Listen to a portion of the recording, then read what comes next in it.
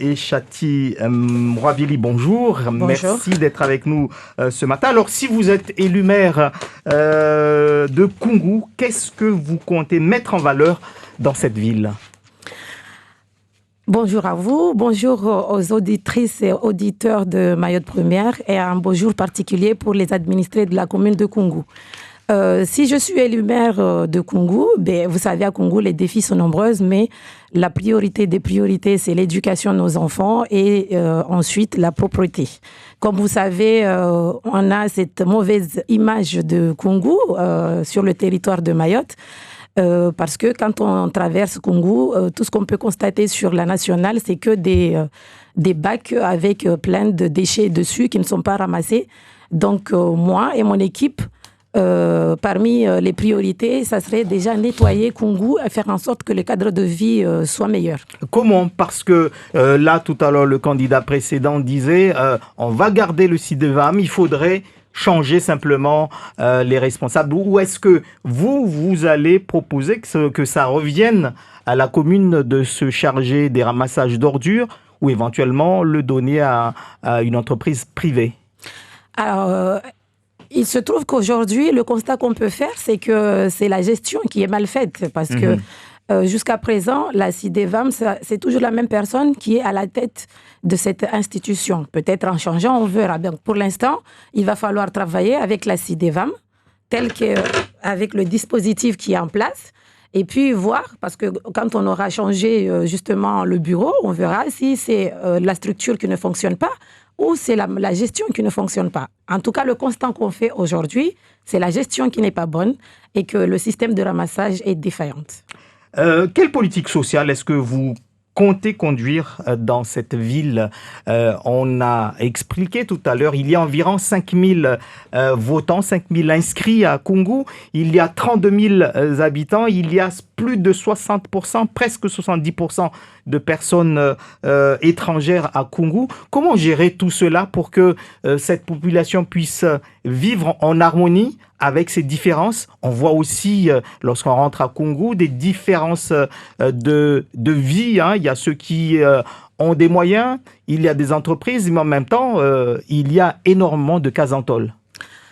Comme vous le savez tous, Koungou est la deuxième commune de Mayotte en termes de population. Et c'est le poumon économique de l'île. Il est vrai que le constat qu'on fait aujourd'hui, c'est un constat d'échec, que toute cette richesse qui est dans cette commune n'est pas forcément bénéfique pour la population. C'est les mandatures précédentes qui n'ont pas fait leur travail ? On peut dire ça, que ces 2 dernières décennies, les élus qui ont été en place n'ont pas fait le travail qu'il fallait pour justement accompagner les familles et sortir les familles en difficulté de leur situation de précarité. Donc, ce qu'il faudrait, c'est que justement mutualiser les moyens, à savoir déjà l'encadrement des enfants dès le bas âge. Il faut savoir qu'à Koungou, depuis, comme je l'ai dit, ces 2 dernières décennies, on n'a pas de centre de vacances pendant les vacances scolaires.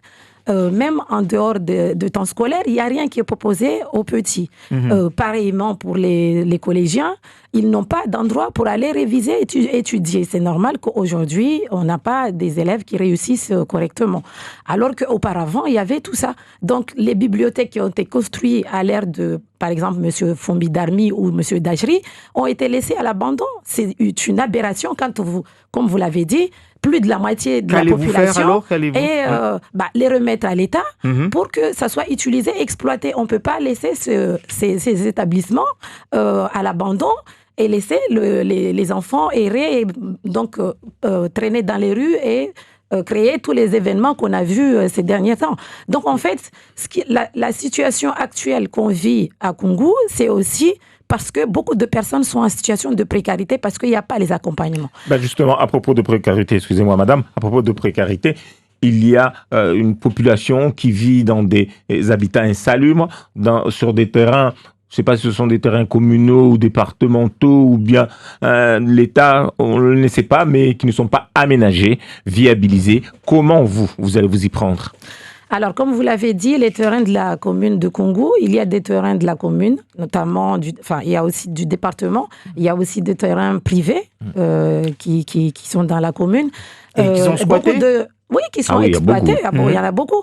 Ce qu'il faudrait, c'est que déjà, les personnes, nous-mêmes, déjà dans notre terrain à nous, de la commune, qu'on puisse recenser, savoir qui habite où et qu'on sache comment pouvoir réagir et mettre en place des logements sociaux ou bien travailler avec les promoteurs immobiliers pour qu'ils viennent s'installer. Il faut savoir qu'à Koungou, notamment le premier promoteur immobilier de l'île, la CIM, est installé dans plusieurs endroits de la commune et il y a beaucoup de gens qui bénéficient du coup de ces logements sociaux.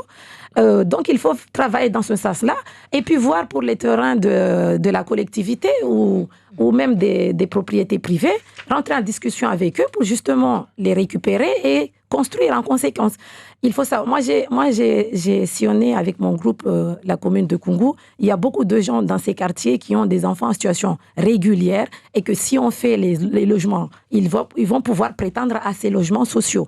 Donc, il ne faut pas penser qu'il n'y a que des gens qui ne sont en situation irrégulière dans ces endroits-là. Il y a même des gens qui sont français et qui vivent dans des situations de précarité parce qu'ils ne sont pas accompagnés. Et pourtant, les dispositifs sont là, les moyens sont là. La Chambre de compte l'a dit, la commune de Koungou n'est pas pauvre. C'est une mauvaise gestion de l'argent qui est faite. C'est pour ça qu'aujourd'hui, quand je parle dans notre projet de nouveau départ, déjà on va commencer par le mode de gouvernance. Alors, justement, toujours c'est la cohabitation entre ces deux groupes, communautés, ceux qui pauvres, qui ont les moyens, ceux qui n'ont pas. On voit parfois des aberrations, entre guillemets, avec des ghettos, mais alors cossus, etc. Et à côté, des gens qui sont dans une précarité noire. Comment vous allez faire pour vous en sortir ? Il faut déjà que nous autres, c'est en tout cas ceux qui s'en sortent, se rendent compte que si moi je vis bien, que mon voisin n'est pas bien, on n'arrivera jamais à vivre en harmonie. Parce que quand j'achèterai quelque chose, ils viendront le casser, comme ce qui se passe en ce moment. Donc il va falloir ensemble mutualiser les moyens et utiliser... on a dit tout à l'heure, la commune de Koungou, c'est le poumon économique de l'île. Créer un pont entre cette zone économique avec la commune, ce qui n'est pas actuellement, ce qui n'est pas le cas. Pourquoi ? Parce que les jeunes et même les gens de Koungou ne se sentent pas épaulés par cette économie qui existe dans l'île, parce qu'aujourd'hui, on a beaucoup de jeunes qui sont en situation de chômage, beaucoup de parents aussi. Donc, en fait, accompagner les gens, les jeunes dans l'insertion, c'est-à-dire en proposant avec les partenaires qui sont sur le territoire, à savoir la mission locale, le pôle emploi. Et d'ailleurs, même ces deux structures-là n'existent pas dans la commune de Koungou, alors qu'on a dit que plus de la moitié de la population est jeune et devrait être suivie par ces instances-là, ce qui n'est pas normal. Donc nous, ça fait partie des choses qu'on va mettre en place, c'est-à-dire faire en sorte que ces structures viennent à Koungou, en leur offrant les locaux pour qu'ils viennent s'installer, et même nous-mêmes mettre un service spécifique à la mairie pour pouvoir travailler en collaboration avec eux, et via aussi le CRES, mettre quand on fait les offres publiques, mettre des critères pour que les entreprises qu'on emploie pour faire les constructions ou pour qu'ils travaillent dans la commune puissent aussi embaucher. Mais il ne suffit pas de le dire, il faut aussi leur proposer les jeunes. Alors, vous parlez d'économie, il y a justement des petits commerçants qui aimeraient avoir un marché à Koungou. Cela n'existe pas. Il n'y a pas de marché. C'est pas ce qu'on voit maintenant qu'on peut appeler marché.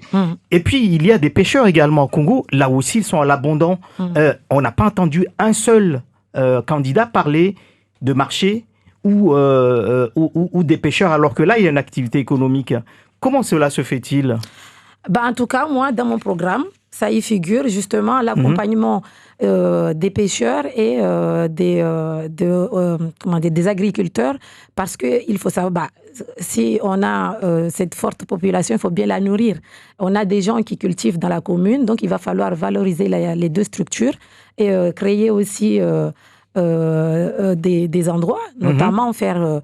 on peut pas avoir, Koungou, c'est une grande ville, c'est aberrant que de ne pas avoir un marché couvert où les gens puissent aller acheter leurs produits. Les poissons se vendent encore en bord de route. En tout cas, nous, on a mis dans notre projet, que ça fait partie de nos projets, que de mettre en place des locaux pour pouvoir permettre à ces catégories de personnes de travailler d'une manière décente. Merci beaucoup à vous, Eshati Mouavili, donc candidat Les Républicains, d'avoir été l'invité de Zakweli. Merci.